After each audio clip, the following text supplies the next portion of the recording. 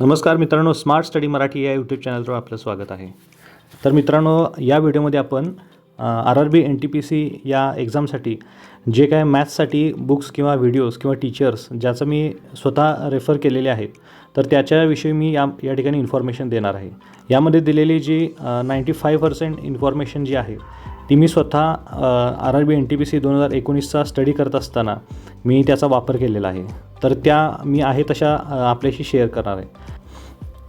तर मित्रांनो, सर्वप्रथम आपण पाहूया की मी बुक्स कोणकोणते यूज केले. तर मी जेव्हा स्टडी चालू केला होता तेव्हा सर्वात पहिला मी RS अगरवाल हे जे बुक आहे, जे एक स्टँडर्ड बुक मानलं जातं, तर याच्यामधून मी माझे जे काही बेसिक्स आहेत ते मी यामधून क्लिअर केले होते. आणि हे बेसिक्स क्लिअर केल्यानंतर मी यातले जे काही क्वेश्चन्स आहेत तर त्याचा सराव देखील केला होता. आणि हे बुक सॉल्व करत असताना समजा तुम्ही RS अगरवाल हे जे बुक घेतले, हे बुक हिंदी, इंग्लिश आणि मराठी या तिन्ही लँग्वेजमधून अवेलेबल आहे. तर हे पुस्तक सॉल्व करत असताना हे कशा पद्धतीने करायचं आहे, तर कोणताही एक चॅप्टर समजा तुम्ही आता कंप्लीट केला, तर यामध्ये कशा पद्धतीने चॅप्टर्स दिलेले आहेत, तर एक 10 ते 15 उदाहरणं त्यामध्ये सोडून दिलेली आहेत. आणि त्याच्या आधी त्या चॅप्टरचे बेसिक्स तुम्हाला दिलेले आहेत. म्हणजे पहिला बेसिक दिलेले आहेत, त्यानंतर एक 10 ते 15 गणितं वेगवेगळ्या टाईपची तुम्हाला सोडून दिलेली आहेत. आणि हे सोडून दिल्यानंतर त्याच टॉपिकवरती काही 100 प्रश्न असतील किंवा 150 किंवा 50 अशा पद्धतीने प्रश्न आपल्याला प्रॅक्टिससाठी दिलेले आहेत. तर कोणतंही बुक जेव्हा आपण बेसिक्ससाठी रेफर करत असतो तेव्हा यामध्ये काय करायचं, तुम्ही याचं समजा एक चॅप्टर तुम्ही कंप्लीट केला, म्हणजे बेसिक केलं, त्यानंतरचे जे काय 10-15 क्वेश्चन वेगवेगळ्या टाईपचे तुम्ही सॉल्व केले, त्याच्यानंतर जे काय एक्झाम्पल्स तुम्हाला दिलेले आहेत, पुढे जे काय 100-150 किंवा काही किती जरी एक्झाम्पल दिलेले आहेत, तर त्यातले किमान किती म्हणतोय मी, त्यातले किमान 50 प्रश्न तुम्ही लगेच सॉल्व करायचे आहेत. काय करायचं आहे, तुम्ही लगेच सॉल्व करायचे आहे. म्हणजे तुम्ही बेसिक कंप्लीट केल्यानंतर लगेच त्याच वेळेला तुम्ही 50 प्रश्न कमीत कमी सॉल्व करायचे आहेत. ह्याचा फायदा तुम्हाला काय होणार आहे, तर यामुळं तुम्हाला जे बेसिक्स तुम्ही जे काय स्टडी केलेलं आहे ते तुमचे बेसिक्स त्या ठिकाणी लगेच जिथल्या तिथं ते क्लिअर होतात आणि त्याचं एक परफेक्शन आपल्याला यायला स्टार्ट होतं आहे. यानंतरच आपण पुढं PYQ वगैरे या गोष्टीकडं वळायचं आहे. तर या गोष्टी कशा पद्धतीने करायच्या आहेत, म्हणजे बुक्स कशा रेफर करायच्या, त्यानंतर नोट्स कशा बनवायच्या, त्याच्यानंतर रिव्हिजन कशी करायची, PYQ केव्हा सॉल्व करायचे, त्यानंतर मॉक टेस्ट कधी द्यायच्या, या सर्वाचा आपण एक मॅथ्स स्ट्रॅटेजी म्हणून व्हिडिओ बनवलेला आहे. तो एकदम डिटेल व्हिडिओ आहे, तो तुम्ही पाहू शकता. यानंतर जे पुढचं बुक आहे ते म्हणजे किरण पब्लिकेशनचं बुक आहे. हे PYQसाठी रेफर करायचं आहे. आणि हे जे बुक आहे हे इंग्लिश आणि हिंदी या 2 लँग्वेजमधून अवेलेबल आहे. तर आता हे PYQ म्हणजे प्रिव्हियस इयर क्वेश्चन्स जे आहेत ते किरण पब्लिकेशनमध्ये आहे तसे ॲज इट इज त्यांनी दिलेले आहेत. तर मराठीसाठी असं एक बुक आहे, ते म्हणजे विजयपथ पब्लिकेशनचे प्रश्नपत्रिका संच. तर यामध्ये त्या बुकमध्ये असं लिहिलेलं आहे की CBT 1 आणि CBT 2, RRB CBT 1 आणि CBT 2 यांचे मागील 2019-20चे क्वेश्चन्स आहे तसे ॲज इट इज यामध्ये दिलेले आहेत.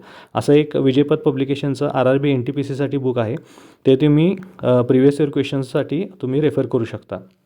यानंतर आपण पाहणार आहोत की व्हिडिओज कोणकोणते रेफर करायचे आहेत, कारण फक्त बुक्सवरून आपले जे काही कन्सेप्ट आहेत त्या काही क्लिअर होत नाहीत पूर्ण. काही क्वेश्चन्स असे असतात की ज्याच्याबद्दल आपल्याला थोडंफार एक्स्ट्रा नॉलेज पाहिजे असतं, क्विक ट्रिक्स आपल्याला पाहिजे असतात. तर त्यासाठी कोणत्या गोष्टी रेफर करायच्या हे आपण आता पाहणार आहोत. आता मी अभ्यास करत असताना कोणकोणते व्हिडिओज पाहिले, म्हणजे स्पेशली मी RRB NTPCसाठी असं म्हणतो आहे. तर मी जेव्हा अभ्यास करत होतो 2019च्या दरम्यान RRB NTPCसाठी, तेव्हा साहिल सर म्हणून एक हिंदी आणि इंग्लिशमध्ये शिकवणारे टीचर आहेत. तर ते टीचर वायफाय स्टडी एक यूट्यूब चॅनल होतं, त्या चॅनलवरती ते फ्रीमध्ये टीचिंग करायचे. तर त्या सरांच्याकडून मी चॅप्टर वाईज सर्व गोष्टी क्लिअर केल्या होत्या. तर त्यांचे जे काय वायफाय स्टडीचे जे काय लेक्चर्स आहेत ते अजूनही अवेलेबल आहेत. तर हे अशा पद्धतीचं ते एक चॅनल आहे, वायफाय स्टडी. त्यांचे आधीचे जे व्हिडिओ आहेत ते आहे तसे देखील अवेलेबल आहेत, ते देखील तुम्ही व्हिडिओज पाहू शकता. आता तुम्ही म्हणाल की हे इंग्लिश किंवा हिंदीमध्ये अवेलेबल आहेत, तर आम्ही मराठीवाल्यांनी काय करायचं. तर माझं एक मत सांगतो की तुम्ही जे काय RRB NTPCसाठी लागणारं जे स्टँडर्ड मटेरियल आहे, म्हणजे जे शिक्षक बऱ्याच वर्षांपासून RRB NTPC सारख्या एक्झाम कव्हर करत आहेत आणि त्यांना त्यांचे PYQ, त्याचे जे प्रिव्हियस इयर क्वेश्चन्स, त्याचा एक्झामचा पॅटर्न, याचबरोबर त्याचा एक्झाम ॲनालिसिस जे यूट्यूबवरती वर्षानुवर्षी जे घेत आहेत, असे शिक्षक हे साहिल सर आहेत मॅथ्ससाठीचे. तर हे सर तुम्हाला एकदम चांगल्या पद्धतीनं ज्या काय एक्झामसाठी रेल्वेसाठी ज्या लागणाऱ्या गोष्टी आहेत त्यासाठी टू द पॉईंट तुम्हाला या सरांच्याकडून तुम्हाला मार्गदर्शन मिळू शकते आणि तेही यूट्यूबवरती फ्रीमध्ये मिळू शकते. आणि तर मी मराठीमध्ये असं कोणत्याही प्रकारचं व्हिडिओ रेल्वेसाठी म्हणून असं मी रेफर केलेलं नव्हतं. त्यामुळं मी तुम्हाला कोणतं सजेस्ट करणं मराठीसाठी, कोणते मराठीतील शिक्षक वगैरे फक्त रेल्वेसाठी असं म्हणून सजेस्ट करणं हे मला चुकीचं वाटतं. त्याच्यामुळं मी असं म्हणेन की एक बेस्ट टीचर, एक स्टँडर्ड मटेरियल देणारे व्यक्ती म्हणून तुम्ही साहिल सरांचे फ्रीमध्ये व्हिडिओ जे अवेलेबल आहेत ते तुम्ही पाहू शकता. आणि यासाठी मी व्हिडिओच्या ज्या डिस्क्रिप्शनमध्ये यांची एक व्हिडिओची जी एक लिंक आहे, म्हणजे त्यामध्ये एक प्लेलिस्ट आहे. त्या प्लेलिस्टमध्ये सर्व प्रकारचे जे काही आपले चॅप्टर्स आहेत त्यांचे व्हिडिओज आहेत आणि ते फ्रीमध्ये आहेत. तर ती प्लेलिस्ट जे प्लेलिस्ट आहे त्याचं डिस्क्रिप्शनमध्ये मी लिंक शेअर करत आहे, तर ती देखील तुम्ही पाहू शकता. यानंतर आपण पाहूया की मी अशा पर्टिक्युलर असे काही चॅप्टर्स असतात, आता जसं की पर्सेंटेज वगैरे, तर यासाठी आपण त्या शिक्षकांच्या जे व्हिडिओज आहेत ते आपण पाहत नाही. तर असे कोणते टीचर्स आहेत का की ज्यांचे मी व्हिडिओज पाहिले होते, तर ते आपण आता पाहणार आहोत.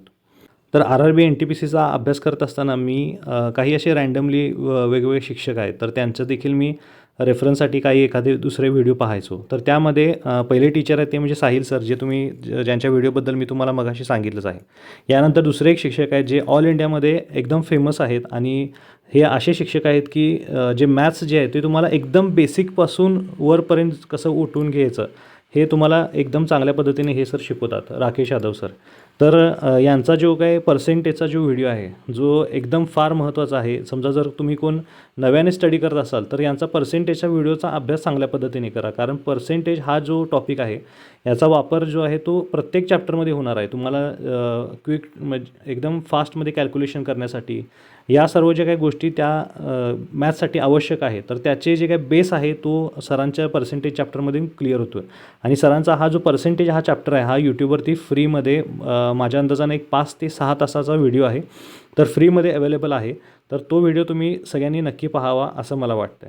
तर मला माहीत असलेले आणि मी स्टडी केलेले शिक्षक किंवा बुक्स किंवा व्हिडिओज या ठिकाणी तेवढेच मी तुमच्याशी शेअर केलेले आहेत.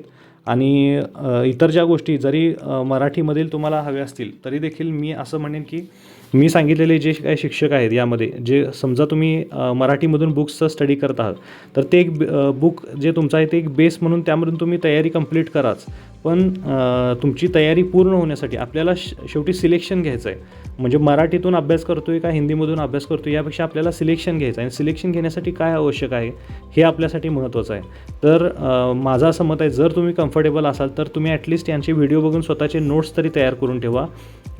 हिंदीमधून किंवा इंग्लिशमधून कसंही तुम्हाला जे इझी वाटते ते पहा आणि स्वतःचे नोट्स तयार करा आणि ते नोट्स तुम्ही रेफर करत जावा, असं माझं एक तुमच्यासाठी एक सजेशन राहील. तर मित्रांनो, तुमच्या वेळेपेक्षा कोणताही व्हिडिओ महत्त्वाचा नाही. व्हिडिओ शेवटपर्यंत ऐकल्याबद्दल धन्यवाद. जर तुम्हाला हा व्हिडिओ आवडला असेल तर लाईक करा, सबस्क्राईब करा आणि आणखी अपडेटसाठी बेल आयकॉनवर क्लिक करा. तुमचे विचार कमेंट्समध्ये शेअर करा आणि यश मिळेपर्यंत मेहनत घेत राहा. तुम्हाला नक्कीच यश मिळेल. धन्यवाद.